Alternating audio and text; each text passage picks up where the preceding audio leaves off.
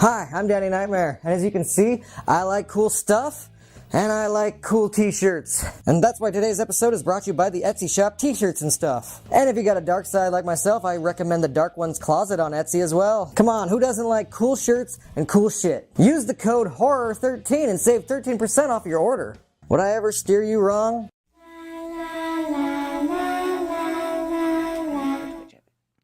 Hi, I'm Danny Knightmare. I'm Gory B-Movie. And we're Horror Addicts. And we just saw that there is something wrong with the children. Is it something in the dirt? No, that's later tonight. Oh, okay. There's a lot of something going around, and we're going to get to the bottom of it. Danny, we're horror addicts mostly. Mostly. Night, mostly. They come at night. Oh, boy. All right, so... I wore my Omen shirt for us today. Megan started so strong. Creepy kid. Yeah, right? I just got fucking weirdo. I like how you're still calling her Megan. That's Presh, because her and I should just let me call her Meg. Meg.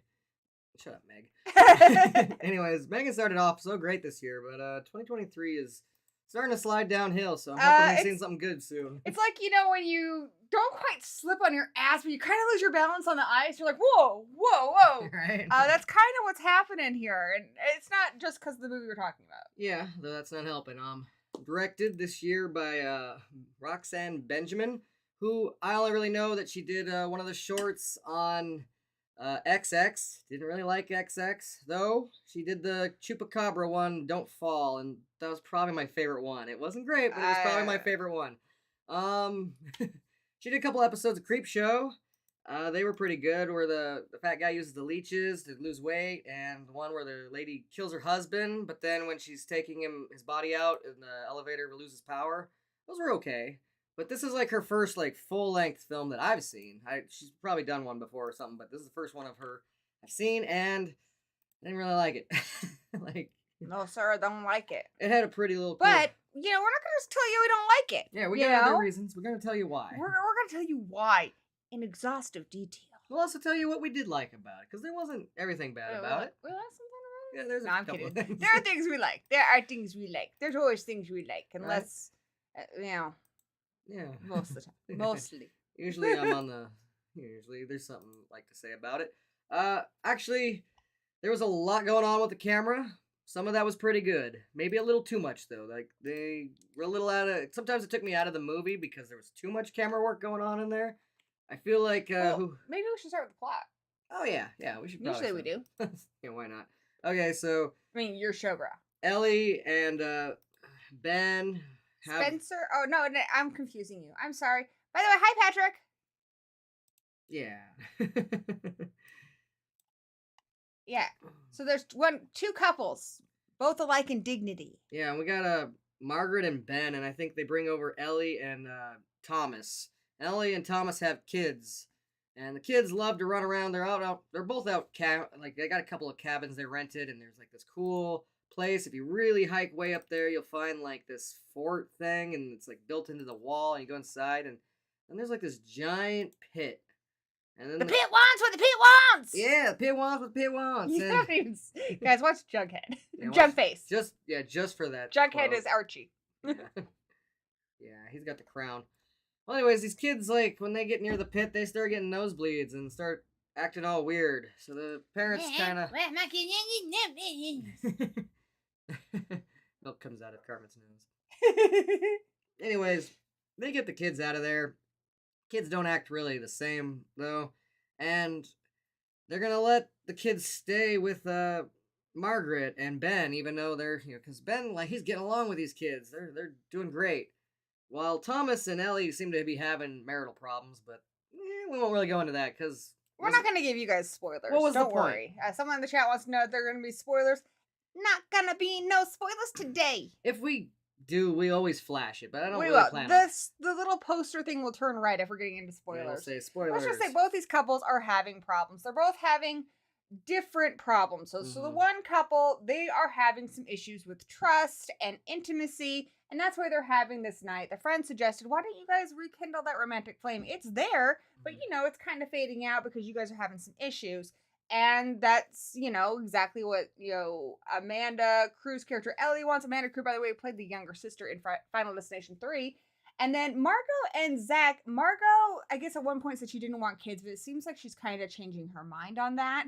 And it seems like maybe part of the reason she had been hemming and hawing is because Zach does have some mental health issues. And luckily, I will say in this movie's defense, it does not demonize anybody for having mental health issues. No. He's gotten help for it, and, nobody's treating him like he's less than because, he's had some mental health issues and he's on medication. But he has had, I believe he's on lithium, right? He's on pretty severe stuff.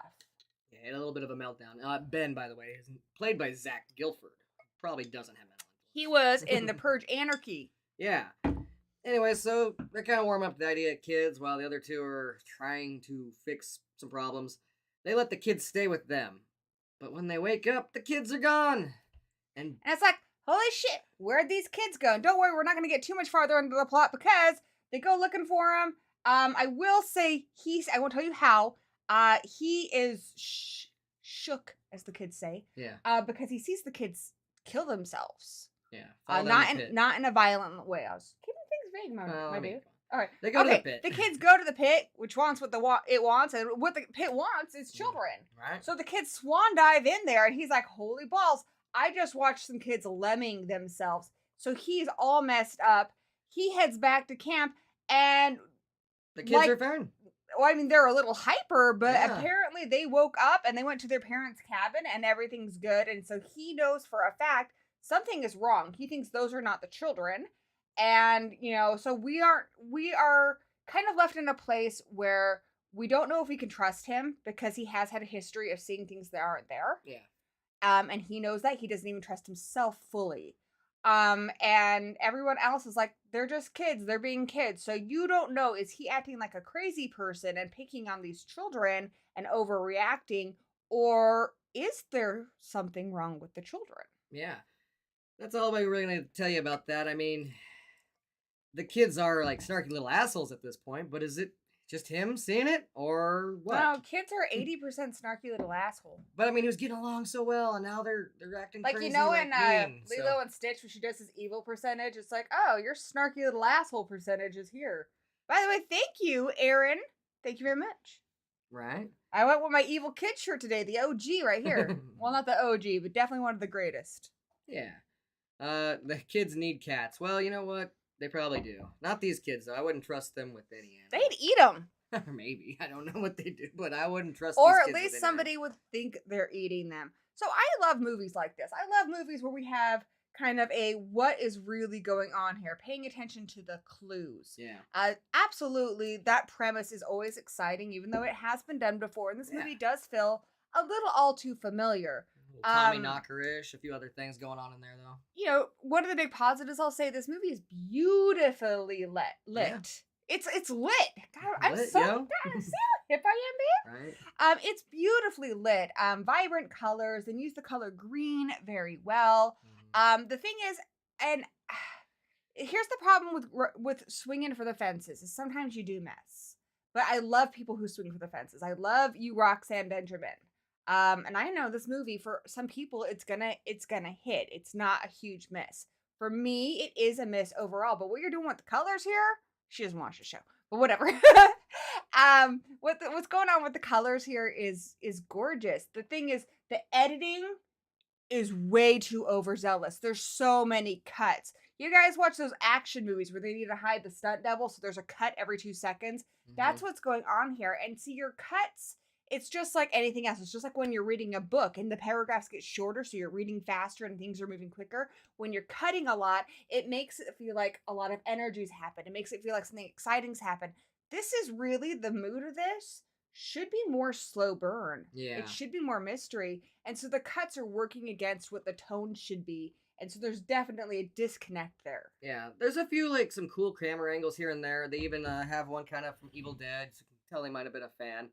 And I don't mind most of those angles. Some of them, with all those cuts, do get jarring, though. But something else is working against the mood. What? The mood of this movie, and that would be the music. The music is like... Sorry. Couldn't help it. Tourist Trap. Tourist Trap's great. Sorry for being distracting, my love. That was rude. Yeah, the music is very jarring. It's more like cheesy action hero music. Like, I don't know, like a Dolph Lundgren movie or something where he's like killing a bunch of bad guys or fighting in the Matrix almost.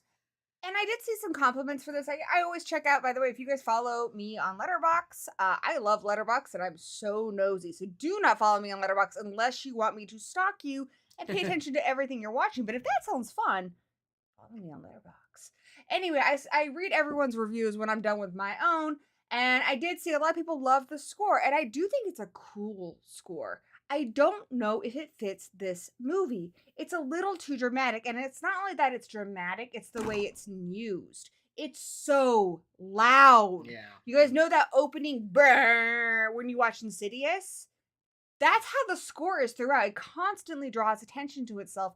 And that's the problem, I think, with the way this movie's edited, is the sound editing, the, cuts and everything. It draws so much attention to itself that you're constantly being taken out of the film. It's working against the movie instead of helping the movie. So very ambitious, but it's not helping the movie at all.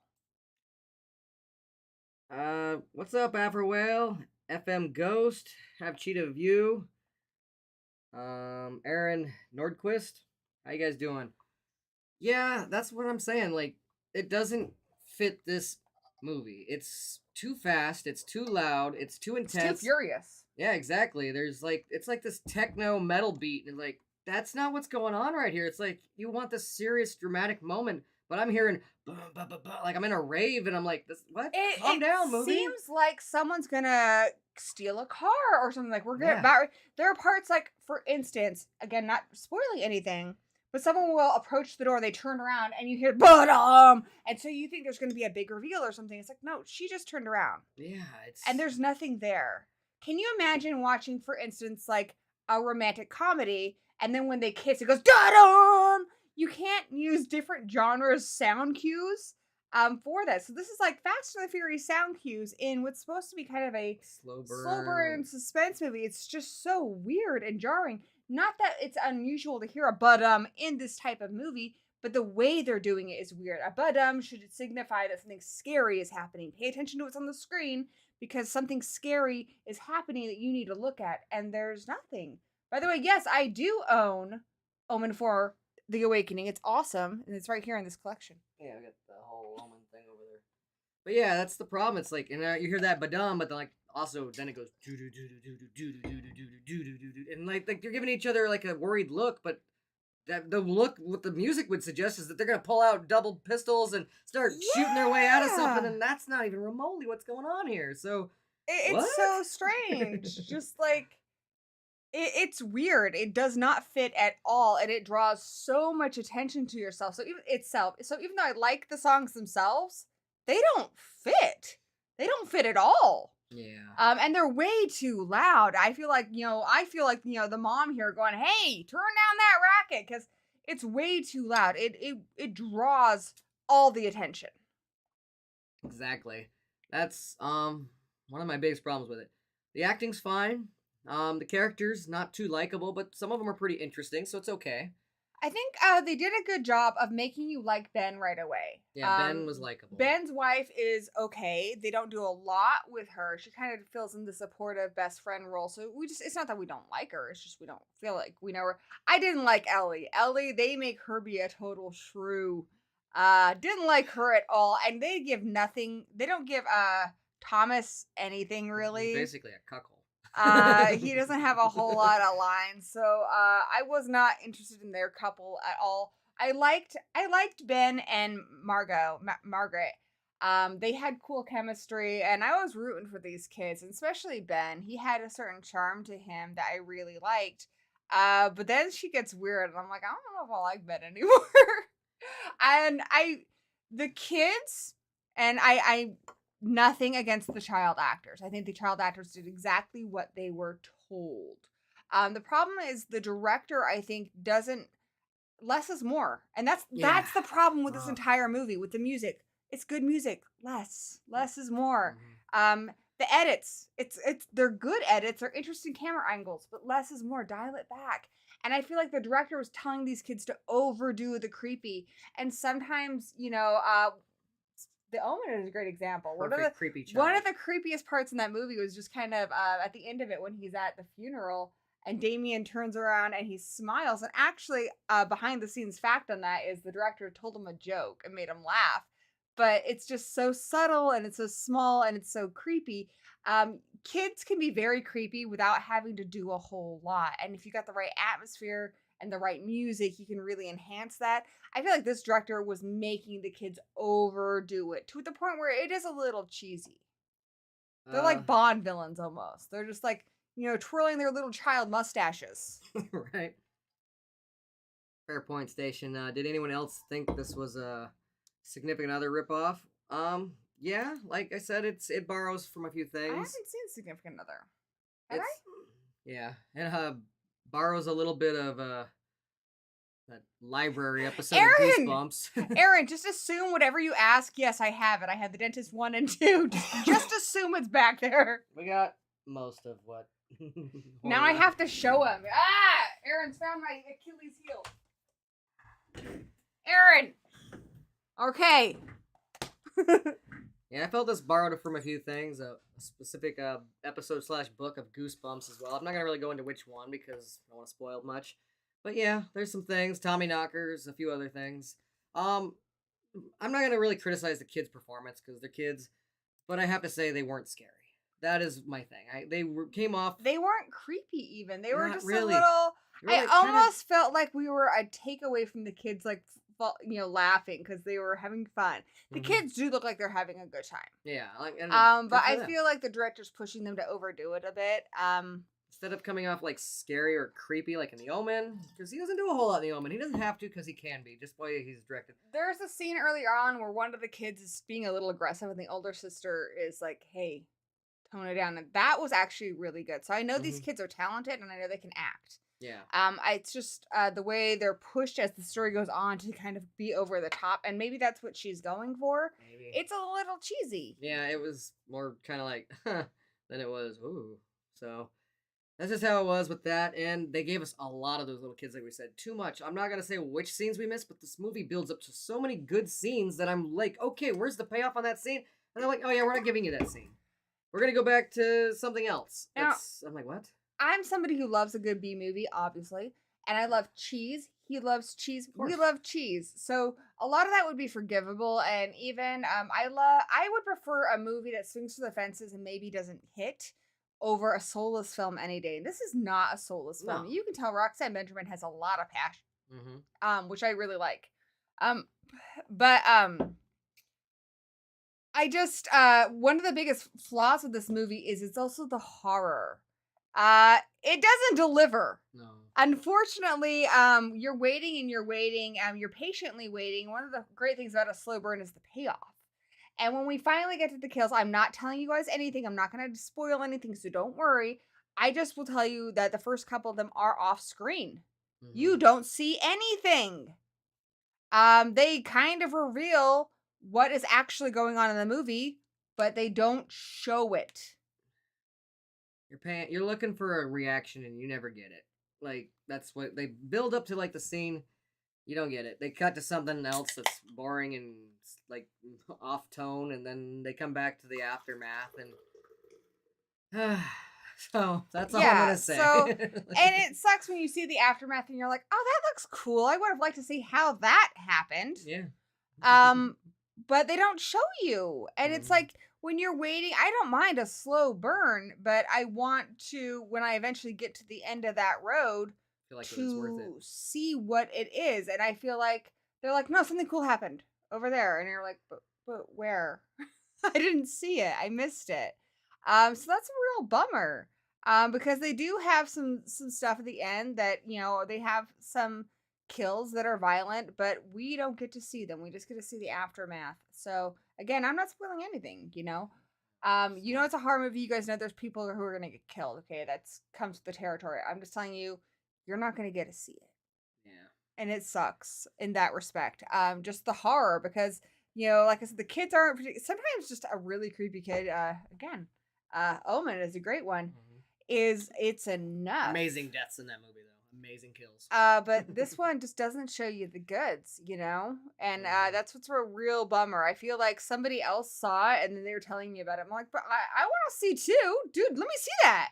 I don't know if it was a budget thing or what, but unfortunately, that's why I'm disappointed in this movie. Like, overall, because even if the tone was cheesy, like, I feel like the tone's not supposed to be cheesy too. Like, if it was supposed to be a cheesy, funny movie, and at least paid off on some ways, I'd be all for it. Like, I love the premise, I love the setup, and I didn't mind the slow burn, but once the match just burned out and there was nothing, that's something you risk with anything smaller than the average person. So this goes for killer doll movies too.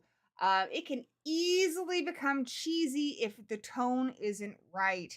It's a carefully stitched together process. And this one, it's just it's doing it. It's doing what should be a delicate chisel job with a hammer, and you can't even see what it is they were trying to carve. It's too aggressive with how it's doing the music. It's too aggressive with the editing. It's too aggressive with the performances. And then I think I would still like it if you gave me that aggression with the kills. Yeah. But that's where it decides to pull back, and that upsets me. I still would be like, oh, I love it in a cheesy B-movie way if the kills fit the rest of the cheesy-ass tone. Yeah, if you want to blare that techno metal, do it during the violent kills that we didn't get, so... Yeah. That's where the music should have went. By the way, I'm really happy because I am someone who loves a good B-movie, a horror collector fan. I'm so glad you watched Uninvited. It's one of my favorites. How we doing? Horror collector fiend?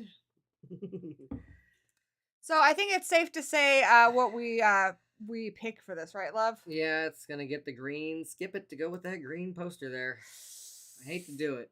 I want Roxanne Benjamin to do more. Roxanne, you don't have to over-edit your movies. Well, I don't believe she was the editor, but you as don't the director... need to blare that music. Just trust your actors and your story, Roxanne. Yeah. Sorry, honey. I don't believe she was the editor, but at the same time, she's the director. She should oversee that a little better. So, what most of this movie messed up is in post. There's a few things they should have filmed, and a few angles that they might have just dialed back a little bit, but otherwise could have been good. But unfortunately, it falls just short of something I would recommend. I can't recommend it either. I do think there is so much talent here that inevitably, obviously it's going to have its fans. Yeah. And I want it to have its fans. I wish I was one of them. I always want to be with the group of you who are loving it. I want to be a part of that party.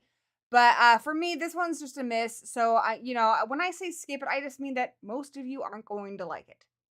That's why I'm saying skip it. It doesn't mean you all were. If this sounds interesting to you, absolutely check it out. And I hope you love it. I hope you disagree with me. I hope you find me on Twitter and say, Gory, this is why you're wrong. And I want to reevaluate it if I am wrong. I am just saying that I didn't really get what I wanted out of this film. And I don't think you're going to either. So if this does not sound interesting to you, if you're not a big killer kids in movies movie, if you don't want to see something that, is along this storyline. It sounds derivative. It is derivative. Skip it. It's a waste of your time. There are better movies to see. But if you're really excited about this idea, or there's an actor in here you love, or check it out anyway, let me stop you. Yeah, I mean, I would almost, because of the things that are cut out, almost recommend this to younger audiences. But then again, all the relationship stuff is just gonna bore them. So I can't Kid even. me would have been like, "What the crap?" Right. Kid, you know what? Here's something I do like to do when I tell you not to watch something. I like to tell you to watch something else. Great killer kid movie that doesn't get enough love is an old trauma film called The Children. Yeah. That's cheesy. I love it, and it delivers. Right. That's what this movie, I think, wanted to be. I would go with Village of the Damned over this. I would go with The Omen over this. The Children Good of the Son over Corn. this. The Bad Seed. There's a bunch of things I'd go over this. So, unfortunately for me... Hey, it looks like you got a new subscriber. Well, hello. Thank you for subscribing. Hello, Cass Love. Welcome. Yeah. Welcome to Horror Addicts Live. Make yourself comfy. We hope to see you around more. Aw, Afrowhale, I just love you. Thank you. Afrowhale's very, very kind. Though, I might have to be skipping to Mondays now because I'm going to be switching my schedule at work. So. Oh, that actually works really well because I have an upcoming event on Tuesday. Someone wanted me to do, and I was like, my heart belongs to Danny. My Tuesdays do too. But I might switch to Mondays, so I think that's probably what's gonna, starting next week. Sweet, we can get that clip from Office Space. Oh, Mondays. Get a case of the Mondays. No, man, you go around saying something like that, you're bound to get your ass kicked. That sounds good. That sounds good. Guys, stay tuned because this is not the only one we're doing tonight. You got a twofer. Yeah. We're going to be coming back with something else that's a movie that's something in the dirt. Yeah, Something in the Dirt that came out a year ago. So, well, yeah, January 2022. So it's been about a year. So it's vintage. Right? That's old in a whole year. Anyways, we'll be back in a little bit. We're going to go have a snack, and we'll be back at 8 o'clock.